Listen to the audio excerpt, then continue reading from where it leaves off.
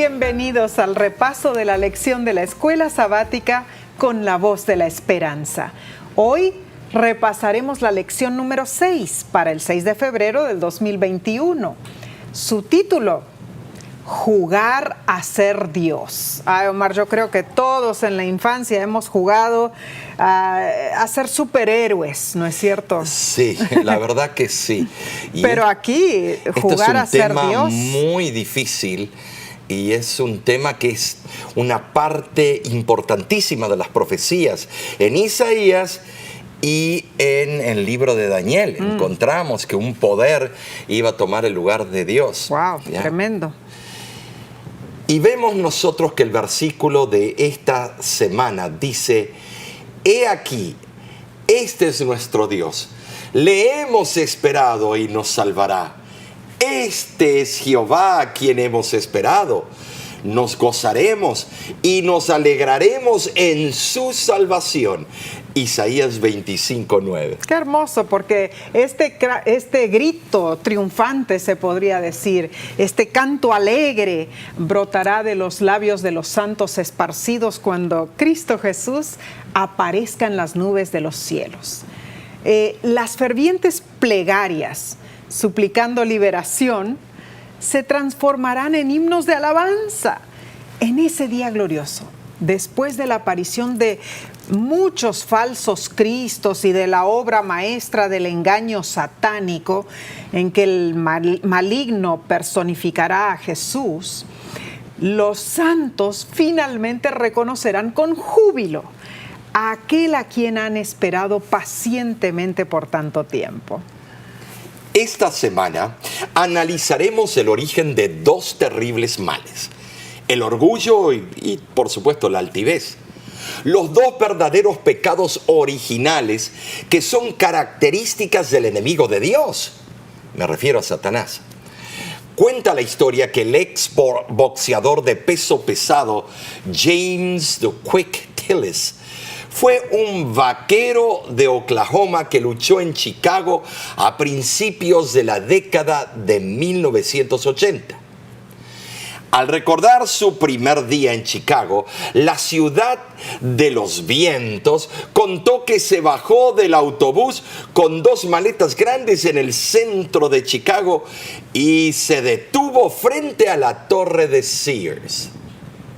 Dejó sus maletas en la calzada, miró arriba hacia la torre y se dijo a sí mismo con orgullo: voy a conquistar Chicago. Cuando miró hacia abajo, las maletas ya no estaban. Se las habían robado. Y él, que tan orgulloso y altivo se sentía, ahora sin maletas. Así es. El pecado del orgullo fue el que nació en el corazón de Lucifer. Qué triste. Un ángel poderoso en el cielo. Decidió jugar a ser Dios y causó su caída y autoestimarse y gloriarse, él como lo hizo este boxeador. ¿No es cierto? Así ocurrió, como lo describe la palabra de Dios, la Biblia. Y veamos en la parte del domingo 31 de enero que expone la condenación sobre las naciones. Los capítulos 13 al 23 de Isaías contienen ciertas predicciones de juicio contra varias naciones, ¿no es cierto? Esta profecía fue dada en el año 716-715 antes de Cristo. Esto revela algo impresionante, porque ya habían sido conquistadas Samaria y Damasco. Interesante. Después de presentar una serie de mensajes contra Jerusalén y contra Judá, Isaías ahora se dirige a las naciones vecinas y comienza con Babilonia. Durante el período patriarcal, Babilonia había sido el gran poder del cercano oriente. Pero unos 800 años antes de Isaías, Babilonia había sido eclipsada por otras naciones como Egipto, Asiria y el poderío hitita que se destacaron en el panorama del cercano oriente. Es cierto, pero aunque en tiempos de Isaías Babilonia era un reino vasallo del imperio asirio, estaba comenzando a recuperar el poder que había perdido. Y un siglo después sería de nuevo la nación principal de Asia Occidental. En el 729 al 728 a.C., Tiglat-Pileser III de Asiria se convirtió en rey de Babilonia y adoptó el nombre de Pulu. Consecuentemente, otros reyes asirios volvieron a tomar a Babilonia varias veces. Sin embargo, con el tiempo Babilonia se convirtió en la gran superpotencia de la región, así como Estados Unidos, Rusia, China. Cierto. Dotada de un legado cultural, religioso y político, Babilonia destruiría el reino de Judá. Tristemente, sí, de verdad, nosotros que hemos viajado por aquellas tierras, cuánta tristeza da lo que tenía el pueblo de Dios y lo que perdió. Es cierto. Pero Dios estaba a punto de dar la señal para la destrucción de Babilonia. Yo me imagino lo que habrá sido eso. Él dirigió de tal manera los asuntos de las naciones que un estado tras otro se levantó contra la arrogante e impía ciudad, hasta que finalmente fue totalmente destruida. Una bandera colocada sobre un monte sería vista claramente de acuerdo a Isaías capítulo 13, versículo 2. Decía. Increíble. Eso constituiría la señal divina de la destrucción de Babilonia. Wow, tremendo. Es increíble cómo fue atacada Babilonia, cómo fue derrocada y cómo en diferentes o sucesivas invasiones cada vez esa gloriosa Babilonia de Nabucodonosor fue desapareciendo. Increíble. Es muy fuerte el lenguaje de Isaías capítulo 13 en cuanto a esa destrucción. Más que seguro, hubieron inocentes que también sufrieron. Entonces, ¿cómo entendemos esta forma de actuar de Dios?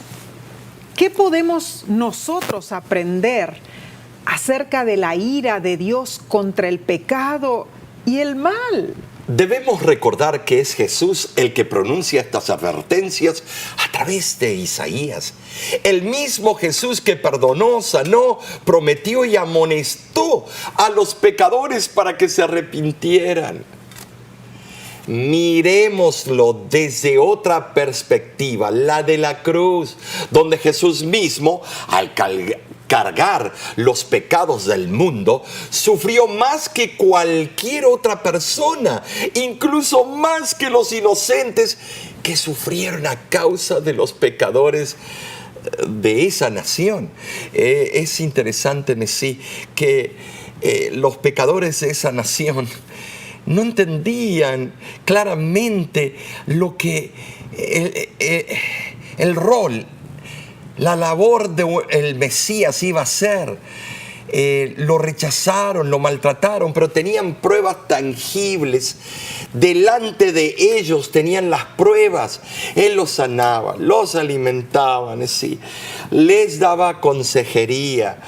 Todo gratuitamente. Él no estaba pidiendo nada en retorno. Si yo tuviese los poderes que Cristo manifestó para ayudar a otros, sería múltiple millonario. ¿Por qué? Porque entonces sería un falso maestro tratando de sacar ventaja. Simón el mago trató, pero Cristo lo hizo por amor, claro, por la necesidad de la humanidad. El hecho es, Omar, de que sí, en el pueblo escogido de Dios estaban todas estas personas que no tenían excusa alguna. Oh, sí. Pero esta lección también está hablando de la destrucción de las naciones vecinas. Y el hecho de que allí, en esas naciones vecinas, también habían personas inocentes. Ahora, Dios no estaba enfatizando, los voy a destruir y por lo que le hicieron a ustedes, los voy a hacer así, los voy a aplastar. Él no da énfasis en, vamos a decir, ay, qué rica es la venganza. sino Él también se compadece por esas personas que son inocentes. Sí, claro. En realidad yo lo pienso así, Omar. Cuando esas personas malvadas de las naciones circunvecinas de Judá, en este caso Babilonia, esas personas malvadas no pensaron ni quisieron entender las consecuencias que iban a acarrear a otras personas que quizá eran inocentes allí. Y así es el pecado. Cuando uno peca, no solamente se daña a sí mismo, sino los que te rodean. Claro, todos sufren. Hay preguntas que no la podemos contestar. Cierto. Porque son un misterio. Por ejemplo, Jericó, cuando Dios mandó que se destruya todo, mujeres, niños, animales, todo, y las paredes cayeron sobre la ciudad. Difícil de entender. Es difícil de entender, pero la ramera, Rahab, fue salva, pero con su familia, y tal vez su familia era extensa.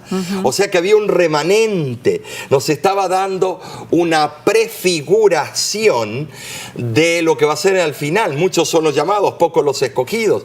¿Será que Dios había estudiado el corazón de cada uno de los habitantes de Jericó? Y Él sabía que ninguno de ellos se habían arrepentido o se arrepentirían. No podemos entrar en esa onda. Entonces, de la misma manera, Él conocía a cada habitante de Babilonia en aquel tiempo, la gran ciudad de Babilonia. Ahora yo te voy a decir algo. Tú crees, Nesí, de que Daniel, Sadrach, Mesach y Abednego y los judíos que se fueron llevados a Babilonia no predicaron el evangelio y que no hubieron prosélitos yo estoy segura que en esa ciudad? Claro que sí. Todos esos misterios no lo podemos saber. Pero bueno. En realidad lo que nosotros tenemos que hacer es concentrarnos en el sacrificio de Cristo Jesús, porque allí tenemos entonces la esencia de lo que es el plan de salvación. Nosotros nos hacemos muchas preguntas. ¿Por qué sufren los inocentes? ¿Por qué murieron tantas personas que no tenían culpa? ¿Por qué hay tanta hambre? ¿Por qué hay tanta pobreza? Pensemos más bien en el plan más grande, en el ámbito del sufrimiento de Cristo Jesús, estudiar el sacrificio que Él hizo en la cruz. Eso nos ayuda a nosotros a entender estas preguntas difíciles, no cabalmente, porque en nuestra mente finita como seres humanos no podemos captar la real razón por la cual Dios permitió que eso sucediera.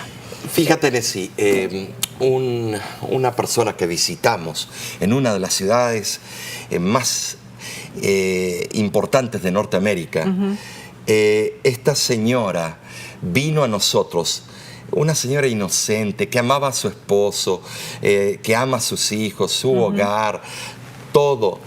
Pero él decidió tener sus escapaditas, Nesí. Sus escapaditas por aquí y por allá, y la esposa nunca lo supo, hasta que un día le tocó a ella ir al hospital y hacer el chequeo o ser revisada, el examen general anual que se hace al año. Y cuando le hacen el examen, encuentran que ella fue contagiada de el virus del SIDA. Y ella estaba en una etapa mayor porque se estaba enfermando mucho, y lo confronta el esposo y él enojado, que yo nunca te fallé, que yo nunca te hice esto. Bueno, si yo tengo el SIDA, tú te vas a revisar. Y dicho y hecho, él se revisa y él era el que había contagiado a su esposa. Ahora, fíjate, me acuerdo de eso. Fíjate, qué triste. Él terminó confesando. Se terminaron bautizando. Yo fui a orar por ellos. Fueron ungidos. Pero él murió. Luego la esposa murió y sus dos hijos quedaron sin papá y sin mamá. Ya llegaron a ser adolescentes en el tiempo que ellos murieron, pero en sí, ¿cómo queda esos dos niños? Claro. Son inocentes. Pero ahí está. Y entonces ahí el mundo culpa, ¿ves? Dios les hizo pagar, Dios los castigó y los niños inocentes pagaron también. Y ahí entran los ateos, ahí entran los evolucionistas, ahí entran no sabiendo de que Dios tiene, en el momento que entró el pecado, Él tiene que dejar que el curso de los eventos se cumplan. Entonces no es un Dios de amor. Las consecuencias del pecado tienen que estar ahí. Tiene, hasta que no sea destruido el factor principal, que es Satanás y sus secuaces, Él tiene que dejar, y ese es el gran misterio de la iniquidad. ¿Por qué pagan los inocentes por los justos, por los malvados? Ese es el misterio que nos habla Pablo, que grande es el misterio de la impiedad, la palabra caquía en el griego, que es de la maldad. Y entonces aquí viene el asunto. Vienen los escépticos, vienen los que no quieren saber nada de Dios y que dudan, el amor de Dios. Cuestionan si Dios existe, por qué permite estas cosas.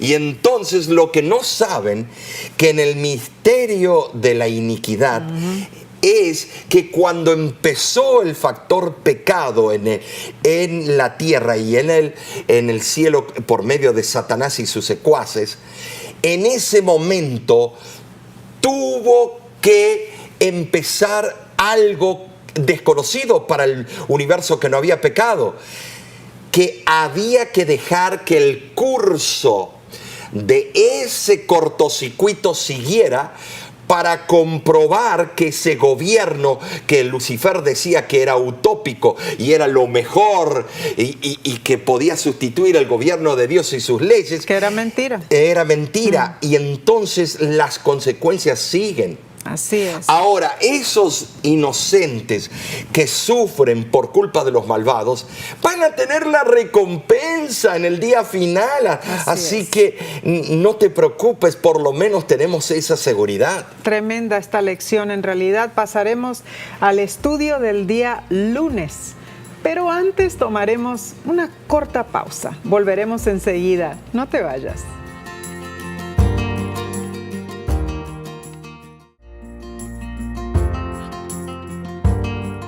Gracias por acompañarnos en el repaso de esta lección de la escuela sabática. Omar, habíamos terminado la última parte preguntándonos por qué Dios permite tantas cosas feas que ocurran a los inocentes. Pero sí, yo quería terminarlo. Y ahora déjame concluir ese concepto. Quiero que me escuches, estimado amigo.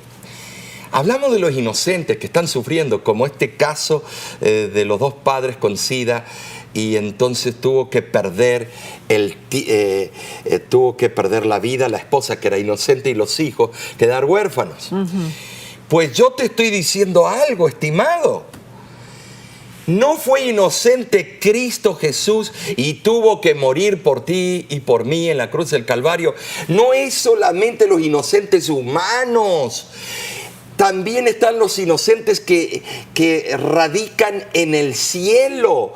Por ejemplo, el Hijo de Dios dio su vida inocentemente. Él también sufrió sin culpa. Dios también sufre. No es solamente los inocentes que mueren en una explosión de una bomba. No, Dios también sufre en todo este proceso, porque el Padre tuvo que entregar a su único Hijo. ¿Y qué padre no sufre cuando ve al hijo muriendo en el lecho en un hospital por un accidente o por una sobredosis de droga? Ahora, sí, también los ángeles sufren. ¿Te imaginas? Los ángeles vienen a notar las acciones y tienen que ir y pasar por los prostíbulos. Tienen que ir y pasar por los lugares a donde se están inyectando la heroína y viendo el despilfarro de un joven que está todo infectado sus brazos. Estimados, los ángeles, hay un libro que habla del ministerio de los ángeles que menciona de que los ángeles cada día vuelven llorando, llevando los hechos, las planificaciones que hacen los gobiernos de atacar, de lanzar una bomba bacteriológica, de los planes de engaño a las masas. ¿Ustedes creen que ellos no sufren también y son inocentes? ¿Ustedes creen que ellos no quisieran quedarse en el cielo en vez de estar viniendo aquí a perder su tiempo por los rebeldes de nosotros los seres humanos? Es cierto, Omar, es cierto. Pero sí, dejemos esto. Pasemos a la lección del lunes. Bueno, ¿cómo se titula? La lección del lunes para el 1 de febrero se titula La última gran ciudad de Babilonia. En el año 626 a.C., el caldeo Nabopolassar restauró la gloria de Babilonia al ascender como rey de la misma. Y allí inició la dinastía neobabilónica y participó junto con Media de la derrota de Asiria. Su hijo, Nabucodonosor II, fue el rey que conquistó y exilió a Judá. Babilonia llegó a ser el orgullo del mundo por su belleza arquitectónica. También fue un centro educativo, administrativo y cultural, pero su orgullo y decadencia moral la llevó a la ruina. En Isaías capítulo 13, versículo 19, presenciamos lo que acontecería a ese presuntuoso poder.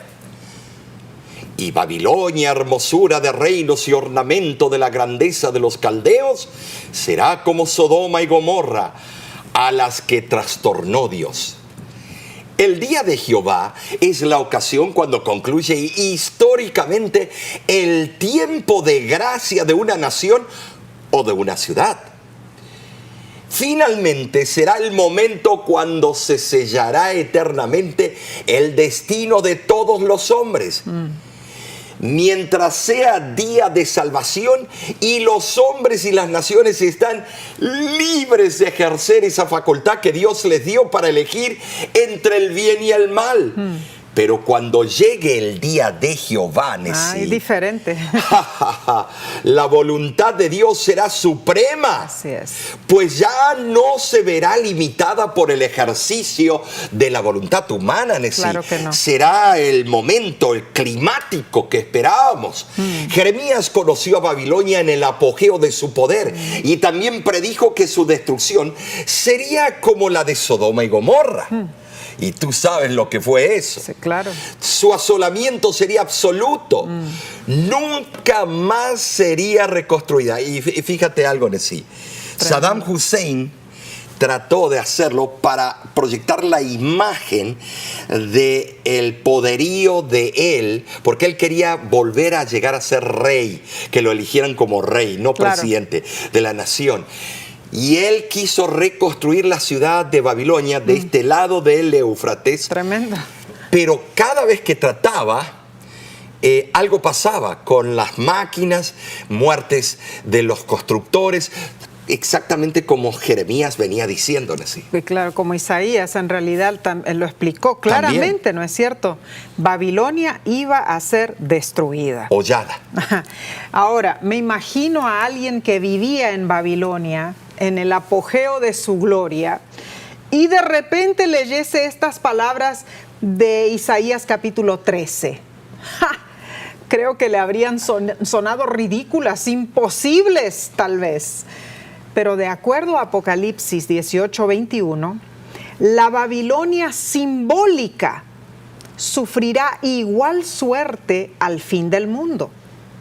Omar, no debemos nosotros caer en el error de descartar esa profecía considerándola imposible. Pero nota algo, Nesí, que la Babilonia simbólica, que es también real, es un sistema, porque la bestia es el poder civil. La ramera es la iglesia que se sienta sobre el poder civil, Claro. sobre muchas aguas. Quien domina esa iglesia es el hombre de pecado. Y encontramos nosotros, fíjate, esto es algo increíble, esa Babilonia va a ser completamente completamente destruida, y también la imagen de la bestia, la imagen de ese poderío, que es este gran país que va a formar con su protestantismo republicano, va a formar una imagen de esa bestia, la primer bestia. Y es interesante que se predice la misma destrucción de la Babilonia literal, se predice sobre ese poder que ha sido en los últimos decenas de años o siglo, el último siglo, el gran poder de la tierra. Wow. Me refiero a Estados Unidos de América. No soy yo, lo dice la Biblia. Claro que la sí. realidad fue que mientras aún vivía Isaías, la ciudad de Babilonia fue destruida por Sennacherib, pero luego fue reconstruida por Esarhadón, su hijo. Bueno, un hijo que planeó con sus hermanos cuando regresara Sennacherib a la capital, a Nínive, de matar a su propio padre. Más tarde, cuando Nabucodonosor llegó a ser rey de Babilonia, la convirtió en una de las ciudades más hermosas de la antigüedad. Los medo-persas no destruyeron esta ciudad cuando la conquistaron en el año 539 a.C., sino que la hicieron su capital, esplendorosa. Darío I fue el que quedó ahí como corregente, pero Ciro era el mero rey de todo el imperio medo-persa. Medio siglo más tarde, cuando la ciudad se rebeló, Jerjes la destruyó en parte. Porque tenía miedo al dios de los babilonios, el dios Marduk. Entonces fueron varias. Fueron secuencias de la destrucción. Interesante. Después de eso, nunca fue completamente reconstruida. Pasó a ser una capital de Alejandro el Magno, cuando él la tomó en el año 331 a.C. Por lo tanto, la profecía de Isaías no se cumplió sino varios siglos después de su muerte. Wow. Cuando Babilonia fue finalmente destruida, quedó totalmente abandonada, pero el profeta dice que será morada de chacales, de hurones, wow, de ciertos pájaros que solamente se encuentran allá, en un estilo como quedaría encantada. Wow. No creemos en esas cosas. Deuteronomio 18 nos explica que son engaños satánicos. Claro. Pero cuando Dios maldice un sitio, cuidado, porque cuando Dios bendijo la zarza y dijo, quita tus sandalias porque tus pies tienen que estar descalzos delante de mí, quita tus sandalias porque el lugar que pisas santo es. O sea que cuando santifica, lo santifica. Cuando da la maldición, maldiciona ese lugar. Tremendo. La lección del martes 2 de febrero se titula Caída del Rey Encumbrado. El autor y teólogo de la lección comienza comentando lo siguiente, que en respuesta a la caída de Babilonia, que libera al pueblo de Dios, Isaías 14, 4 al 23 pronuncia una ironía figurada contra el rey de Babilonia. Esta es poética. No pretende ser literal, obviamente, ya que retrata a reyes muertos que reciben a su nuevo colega en el reino de la muerte, donde los gusanos y las larvas con su cama son su cama. Esta es simplemente la forma dramática del Señor de decir al rey altivo que será humillado, como otros orgullosos monarcas antes que él. No es un comentario sobre el estado de los muertos, esto lo tengamos en claro. Los reyes de Babilonia no sufrían de falta de estima propia, pero Isaías hace una comparación entre el rey babilónico y Lucifer, ¿no es cierto, Omar? Esta es la parte que me fascina, este capítulo, porque habla y nos da detalles cómo ocurrió la caída en la gran batalla ya en el cielo, que Apocalipsis 12 nos habla. Sí, aquí están los detalles, aquí está la esencia del origen del mal. Así es. Entonces, veamos nosotros el capítulo 14, del versículo 12 al 14, son relevantes y dicen lo siguiente. ¿Cómo caíste del cielo, lucero, hijo de la mañana? Cortado fuiste por tierra, tú que debilitabas a las naciones, tú que decías en tu corazón, subiré al cielo, en lo alto, junto a las estrellas de Dios, levantaré mi trono, y en el monte del testimonio me sentaré, a los lados del norte, o el Aquilón, sobre las alturas de las nubes subiré y seré semejante al Altísimo. La descripción va más allá de la que de un monarca terrenal. Es cierto. Escucha esto. Esto describe a Lucifer, el antojo, el deseo ser igual que Dios y proponer al resto de los ángeles de que él tenía un gobierno mejor. Ahí empezó la primer política que se conoce. La ciencia de la política comenzó en ese entonces. Ahí Lucifer quiso y la que gran mayoría votara. de los políticos siguen el patrón de Lucifer. Es cierto. Entonces, interesante. Esto nos lleva a enfocarnos en el orgulloso potentado que estuvo en el jardín del Edén, un querubín ungido. Wow. Protector del santo monte de Dios, perfecto desde el día que fue creado hasta que se halló pecado en él, expulsado por Dios, y quien finalmente será destruido con fuego. Y esto lo encontramos, esa sentencia final, la encontramos en Ezequiel, capítulo 28, versículo del 12 al 18.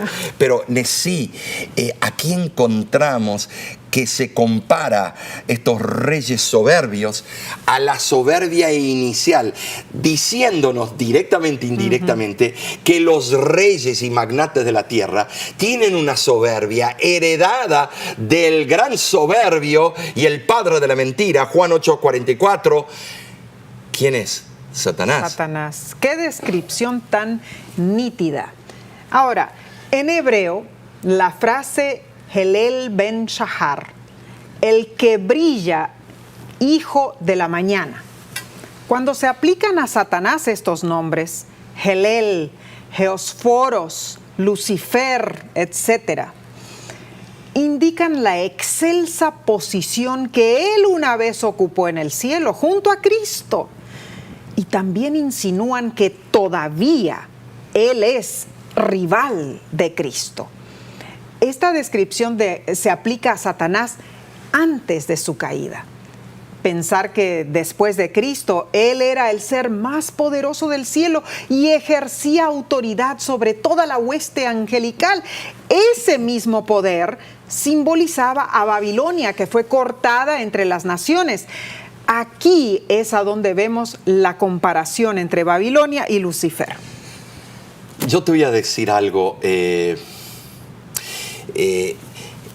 tan increíble esta historia que podemos pasar toda una vida estudiando y nos lleva de una pregunta a la otra, de una a la otra. ¿Cómo en un lugar tan perfecto pudo haber un cortocircuito? La posibilidad de errar existió en la eternidad pasada, porque si no, entonces Dios no nos creó con libre albedrío, el derecho de elegir entre dos opuestos. Y si existió en la eternidad pasada la posibilidad de desobedecer, entonces de por sí es un Dios. Cierto. No digamos eso. Pero sabremos todas las respuestas cuando lleguemos a la patria celestial. A través de la eternidad vamos a ir comprendiendo cómo ocurrió ese cortocircuito.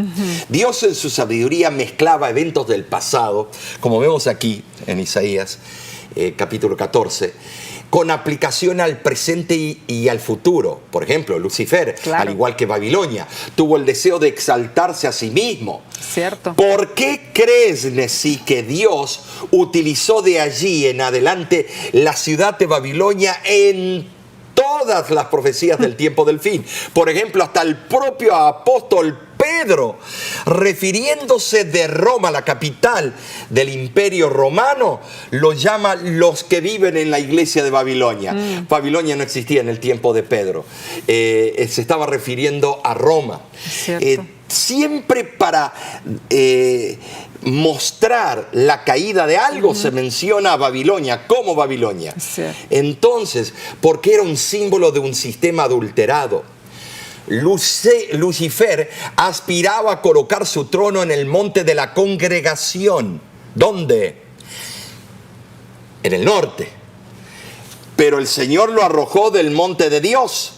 El rey de Babilonia era pagano, y en la mitología pagana los dioses se congregaban en un alto monte, generalmente donde decidían los asuntos de la tierra. ¿Y dónde estaba situado?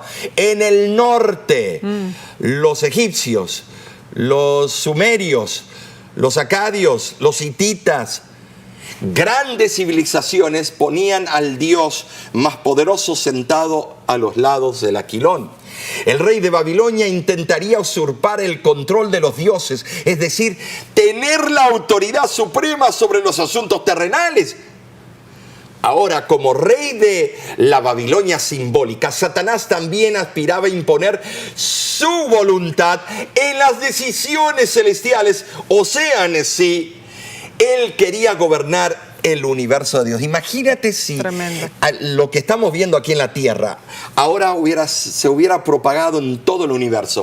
Nota que Dios puso el árbol del conocimiento del bien y del mal, no solamente en este mundo, sino en todos los otros mundos. Claro que hay una cita increíble que fue a visitar los otros mundos, y ahí se encontraba el gran patriarca Enoc. Y lo que más le cautivó a esta autora era ver el árbol del conocimiento del bien y el mal. Cuando ella preguntó, ese es el árbol del conocimiento del bien y el mal. Pero dijo que ninguno de esos lugares habían pecado. Claro que no. Solamente nosotros, los que nos creemos la divina pomada. Es que en realidad Satanás tiene una imaginación súper orgullosa. Él dijo con prepotencia, yo soy un Dios. En el trono de Dios estoy sentado en medio de los mares, según Ezequiel 28:2. Y en Apocalipsis 12 explica que él fue expulsado del cielo, que engaña al mundo entero. Pero Dios nos asegura, Omar, que su muerte demostrará que él no es un Dios. A diferencia de Dios, Satanás perecerá en medio de un mar de fuego. Así lo explica Apocalipsis, ¿no es cierto? Capítulo 20, versículo 10. Para nunca más atormentar al universo. En realidad, esto es fascinante, pero continuaremos con el estudio de esta poderosa lección. Pero antes, tomaremos una corta pausa. Volvemos enseguida, no te vayas.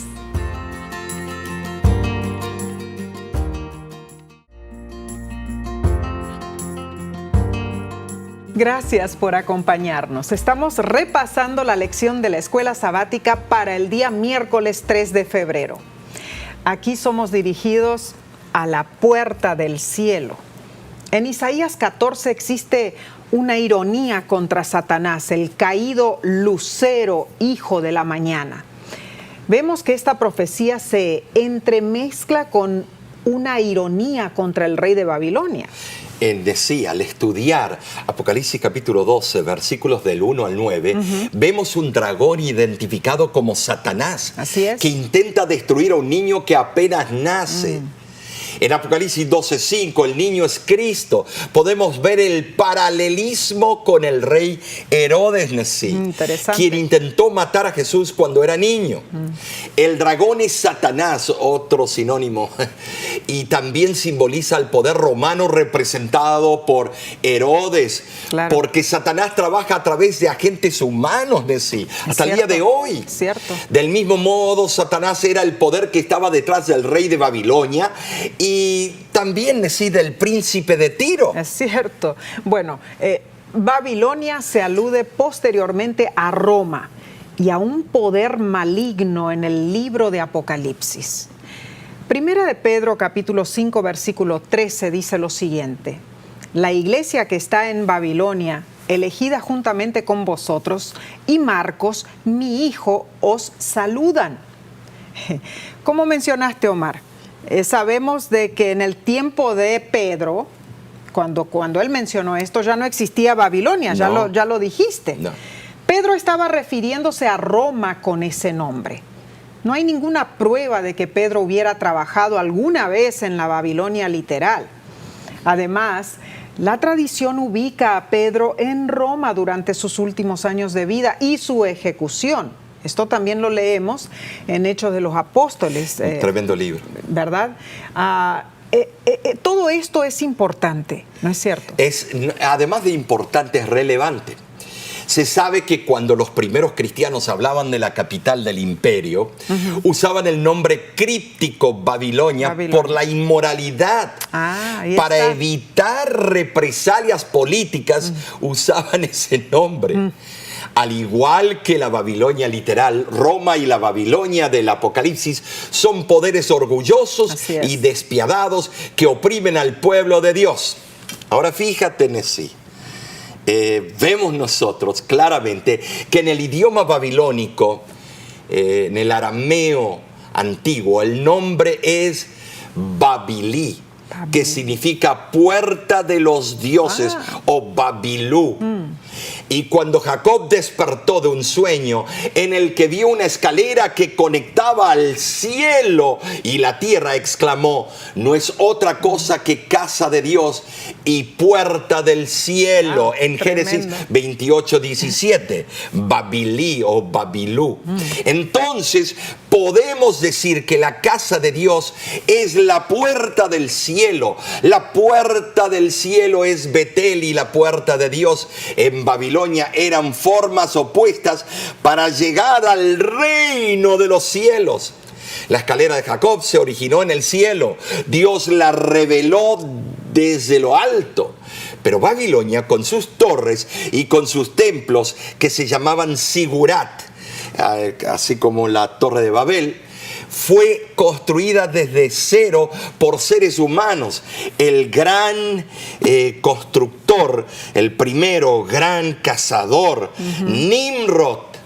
Estas formas opuestas representan caminos contrastantes hacia la salvación. Claro que sí. La gracia como iniciativa divina versus las obras humanas, Nesí. Y lo vemos hasta el día de hoy. Cierto. Toda religión verdadera se basa en el humilde modelo de Betel. Porque por gracia sois salvos por medio de la fe. Amén. Efesios capítulo 2, versículo 8 y 9. Amén.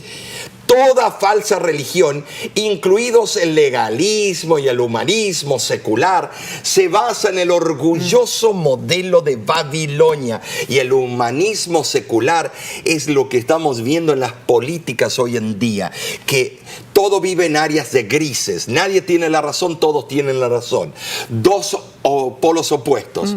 No existe absolutos. Tú estás en lo correcto, en lo que tú crees, y hay muchos caminos para llegar al cielo. Y cuán equivocados estamos. Interesante. Elena de White explica en forma bastante directa la manera por la cual llegamos a la salvación. En el libro Manuscript Releases dice lo siguiente: ¿es mediante condiciones que recibimos la salvación? Nunca mediante condiciones es que acudimos a Cristo. Y si acudimos a Cristo, entonces, ¿cuál es la condición? La condición es que al vivir la fe, nos aferramos total y completamente a los méritos de la sangre de un Salvador crucificado y resucitado. Al hacer eso, entonces hacemos las obras de justicia. Pero cuando Dios llama al pecador de nuestro mundo y lo invita, no hay ninguna condición allí. Él llama mediante la invitación de Cristo y no es: ahora tienes que responder para venir a Dios. El pecador viene y al venir y ver a Cristo sobre esa cruz del Calvario, cosa que Dios impresiona en su mente, hay un amor que sobrepasa todo lo imaginable. Esto es impresionante de sí. Esa cita, la número 6, me impresiona porque de verdad el comienzo de esta iglesia hubo personas que pensaban que la salvación era por obras, las obras de la ley. Pero cuán claros son los escritos de esta autora que muestran que Cristo es la esencia de la salvación. Amén. En esa cita vemos el orden de dos elementos de la experiencia cristiana. ¿No? Claro que sí. Y esto es relevante. Fe y luego obras, pero son las obras de Cristo en nosotros. Amén. No tus obras. Amén. La fe que justifica produce primero arrepentimiento verdadero y luego buenas obras, las obras de Cristo. Porque el que tiene a Cristo adentro, en el corazón, y tiene una relación amorosa con Cristo, no va a matar, no le va a quitar la esposa o el esposo a su prójimo, porque ya Cristo mora en él. Amén. Y Cristo ha hecho esa obra en él. Las buenas obras son el fruto de esa fe. Me encanta esta cita de la misma autora. Dice así: la fe y las obras son los dos remos que deben emplearse para impulsar el barco contra la corriente de la mundanalidad, el orgullo y la vanidad. Esto fue escrito en un periódico relevante, y yo lo tengo que decir, The Review and Herald, 11 de octubre de 1887. ¿Y por qué lo digo, Nesí?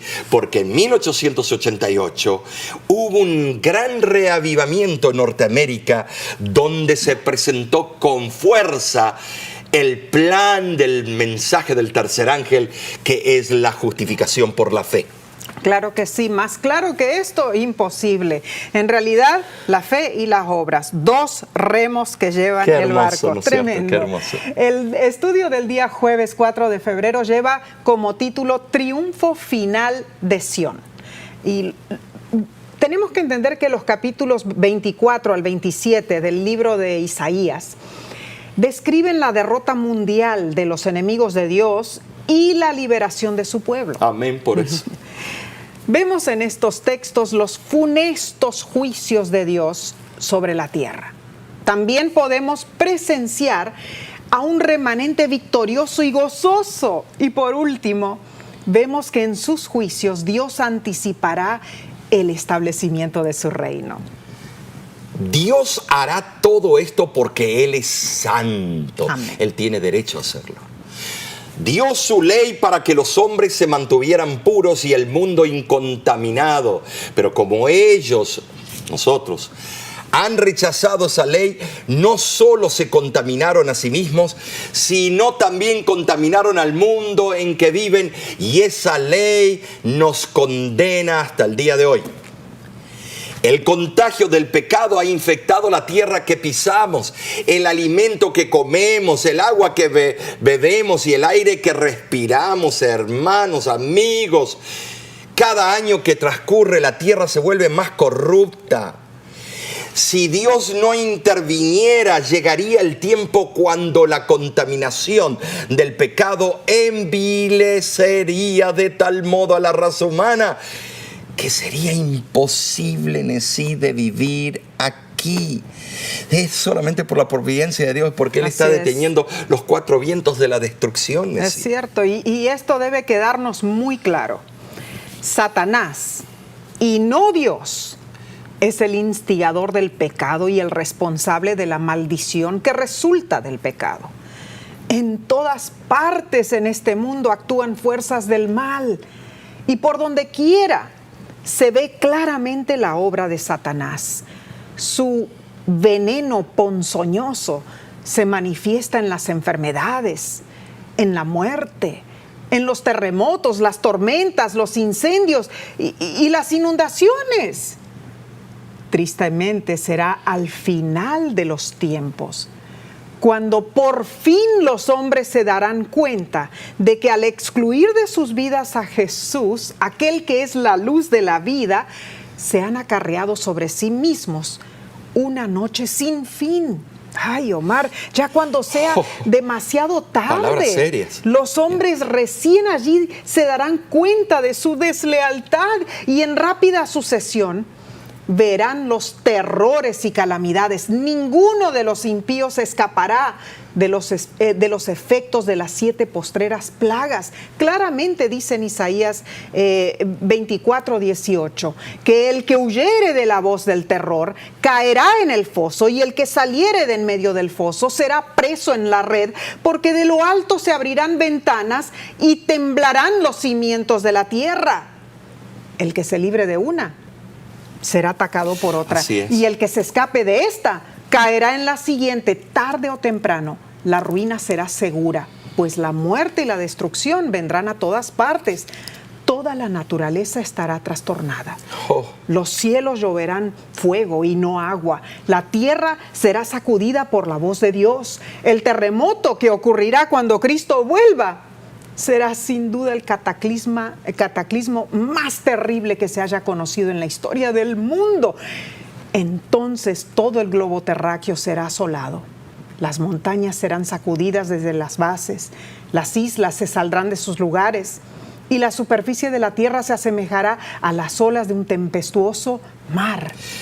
Justito ayer estábamos hablando con nuestra nuera, nuestra hija, y con nuestro hijo sobre este tema. Cómo al leer lo que va a acontecer, cómo asusta, le da miedo leer estas cosas. Claro. Prefiere leer cosas bonitas, porque esto la aterra en la noche. Y es que es verdad, sí. Pero la realidad es la verdad y no la podemos cambiar.